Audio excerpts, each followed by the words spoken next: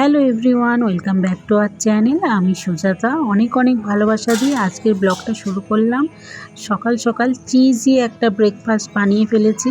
সকাল সকাল ওয়েদারটাও আজকে ঝিমঝিমে মতো, বর্ষাকাল যেহেতু মনে হচ্ছে এক্ষুনি ঝুপ করে চলে আসবে।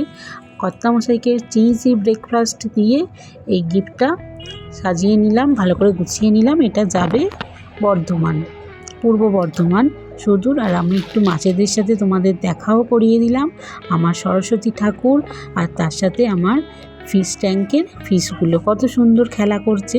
সকাল সকাল এখনও বৃষ্টি আসেনি, কিন্তু আজকে প্রচণ্ড মেঘ করেছে, মনে হচ্ছে এক্ষুনি ঝুপ করে ঝমঝমিয়ে বৃষ্টি আসবে। ইতিমধ্যে ভাতও হয়ে গেছে মোটামুটি ডান। আমি এদিকে মাছের ঝোল করব আলু দিয়ে, আর করব আগের দিনই ডাল ছিল, ডালটা শুকনো করে পেঁয়াজ দিয়ে মাখা করব। তাই শুকনো করে আগের দিনের ডাল যেহেতু সেটা রান্না করতে হবে না, ডালটা ভালো করে শুকনো করে মাখা করব।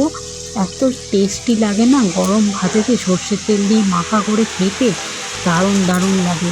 আমার খুব পছন্দের একটা খাবার। আর এখানে বৃষ্টি শুরু হয়ে গেছে, এত সুন্দর ওয়েদারে খিচুড়ি তো জমে, কিন্তু বাঙালি যেহেতু মাছের ঝোল আলু দিয়ে, সেটা আবার না খেয়ে থাকা যায়?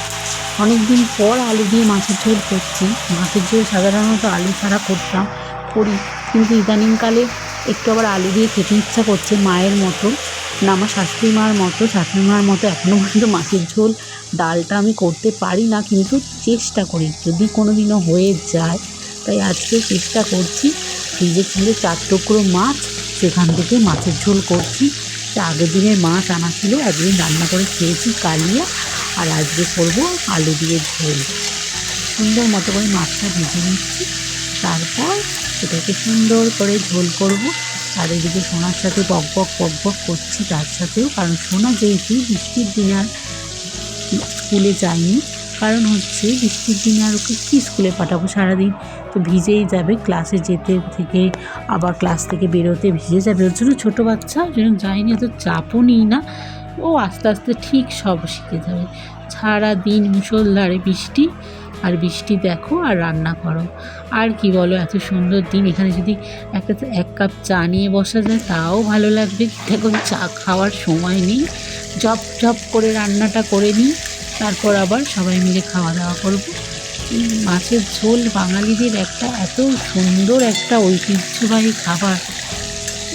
আগের যে মাছের টেস্ট পাওয়া যেত, এখন আর সেই টেস্ট পাওয়া যায় না, জানি না কেন, কিন্তু তাও এই স্বাদের মাছ সেই আগের স্বাদের আনার চেষ্টা করা হয় যতটা পারা হয়। আর এই ওয়েদারে না জামা কাপড় একদম শুকনো হচ্ছে না, যতটা জলটা ঝরিয়ে নিয়ে ঘরের মধ্যেই দিয়ে দিচ্ছি। এদিকে মাছের ঝোলটা, পেঁয়াজটা অল্প করে পেঁয়াজ দিয়েছি, মশলাও অল্প করে। এখন ইদানিংকালে না অল্প মশলা দিয়ে যতটা টেস্টি করে রান্না করা যায়, মাও দেখেছি এরকম করে বেশি মশলা দিলে না ঝোলটা নষ্ট হয়ে যাচ্ছে। ঠিক আন্দাজটা এবার মোটামুটি বুঝতে শিখেছি, বুঝলে। তাই এখন মাছের ঝোলটাও করতে শিখেছি, আর সাথে সাথে ওয়েদারের মজাটাও নিচ্ছি, কারণ বর্ষা বছরে একবারই আসে। এত সুন্দর ওয়েদার, কিছুদিন আগে প্রচণ্ড গরম ছিল, আর এখন তো ওয়েদার এত সুন্দর,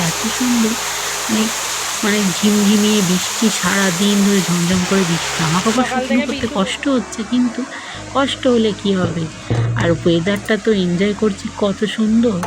এই যে মাছ ভাজা, আলু ভাজা সব হয়ে গেছে, আলুটা দিয়ে দিই, চন্দ্রমুখী আলু এক্ষুনি ফুটবে আর সিদ্ধ হয়ে যায়, মাছ তো ভাজাই আছে, বেশিক্ষণ রান্না করতে লাগবেই না। সো রান্নাটা করি আর তোমরা দেখো।